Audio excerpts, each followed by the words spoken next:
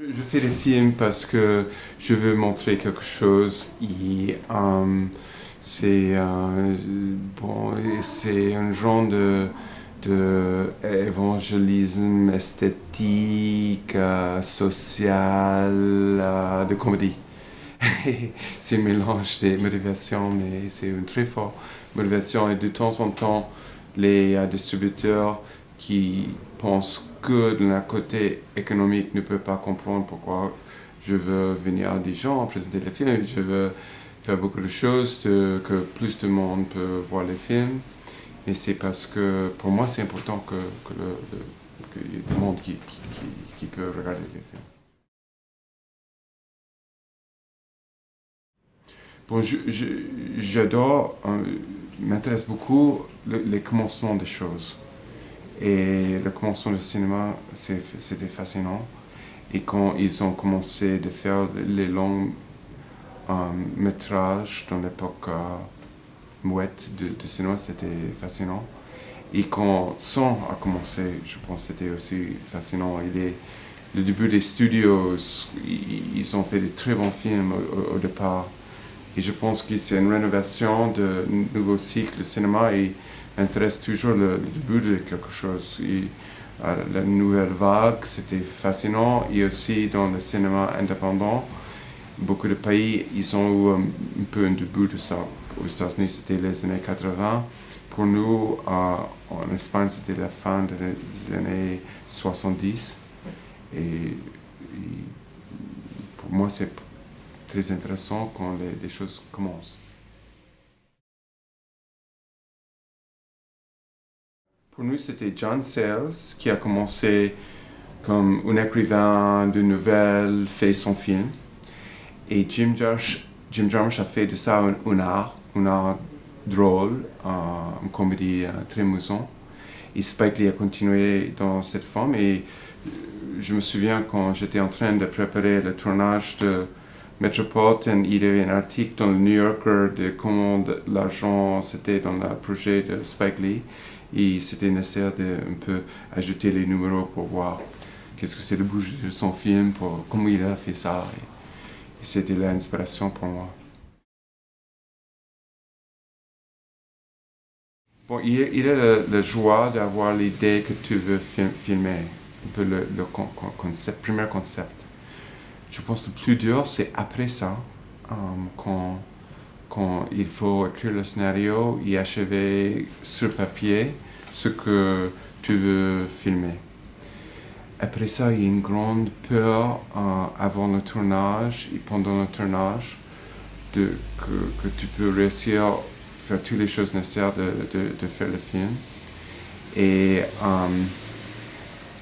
normalement, les très bons moments sont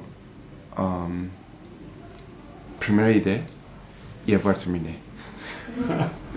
et aussi, normalement, c'est le montage, que c'est le procès plus agréable. Et terminer le son, la musique, tout ça. Mais si vous n'êtes pas d'accord avec un collaborateur, si vous n'êtes pas d'accord avec le monteur ou quelqu'un dans l'équipe, ça c'est toujours très, très mauvais. C'est une angoisse si tu es avec quelqu'un qui ne veut pas faire la même chose que tu. On lit le scénario ensemble, on lit les choses. Si l'acteur a la voix du personnage, je peux faire que c'est pas trop de répétition. Et par exemple, l'acteur qui a fait Nick dans le film Metropolitan, il est très important. Dans le film, il est le même acteur, j'ai travaillé avec lui dans Barcelone et aussi dans Dernier jour de disco, Chris Eigeman. On a travaillé ensemble pour avoir la voix, le personnage de Nick, premier jour dans le grand décor.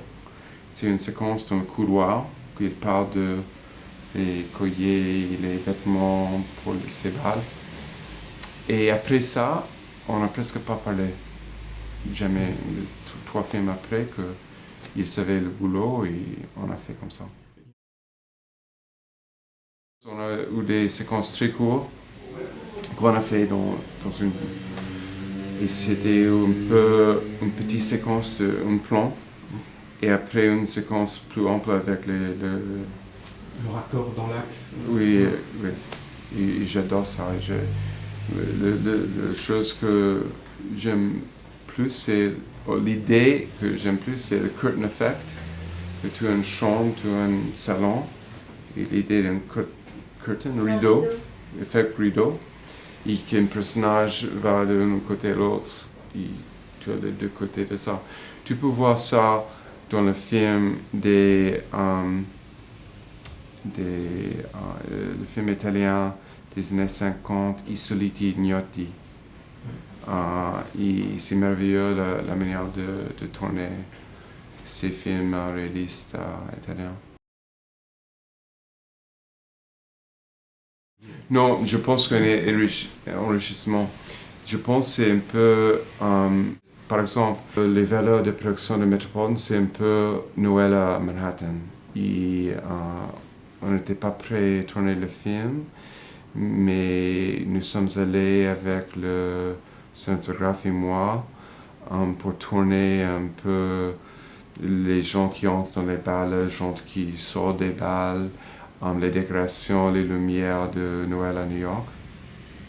Et après, on a vu qu'en circonstance des balles lumière, le lens of focal, le lens of 20 mm n'a pas marché bien. L'objectif.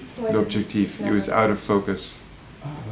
Il was soft focus. Et c'était très triste parce qu'on a tourné beaucoup de choses. Mais après, le monteur avoue qu'on peut faire un montage de gens qui sortent d'une balle, faire un montage ça avec musique, et c'est comme atmosphérique. C'était comme un effet qu'on a eu l'intention de faire ça. Et on a eu beaucoup d'heures entre le début des balles et la fin des balles. Et nous sommes allés pour tourner les vitrines des grands magasins à New York qui ont des choses décorées avec des scènes. Il y avait une scène de petits danseurs mécaniques dans une vitrine. Et on a pris ça. Et on a pensé qu'il fallait autre séquence de balles dans le film. Il fallait tourner ça. Et après, on a mis dans le montage le début d'une balle, de petites images des danseurs et la fin de balle, sans le balle. Et comme ça, on n'a pas dépensé $10 000, quelque chose comme ça. Oui, c'est presque la seule chose qu'on peut faire en mouvement, parce qu'on n'a pas eu une dolly, on n'a pas eu des rails, et on a eu qu'une qui s'appelle une Western Dolly, qui est une plateforme de bois et des wheels. Des roulettes. Roulettes.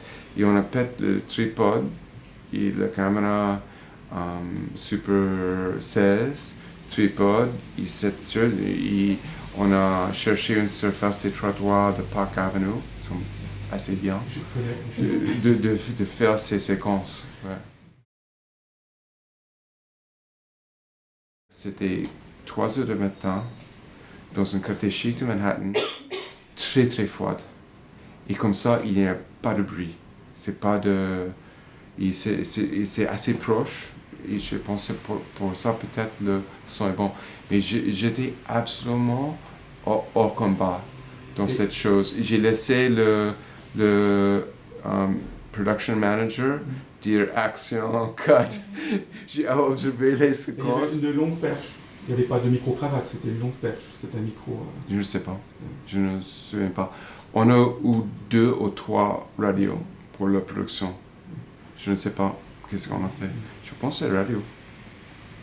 Ce sont de petits radios, je pense. Des micro-cravates Je pense. Ouais, parce que c'est très très net. Ils ont beaucoup de... ils ont normalement des vêtements pour cacher les micros. Les résultats sont beaucoup pires qu'il y a à l'époque de Metropolitan. C'est plus difficile. Oui, beaucoup. Bon, c'est différent. Avoir une diffusion impactante, c'est très difficile. Avoir une petite sortie, ça va. c'est possible. Ok. Merci beaucoup. Merci.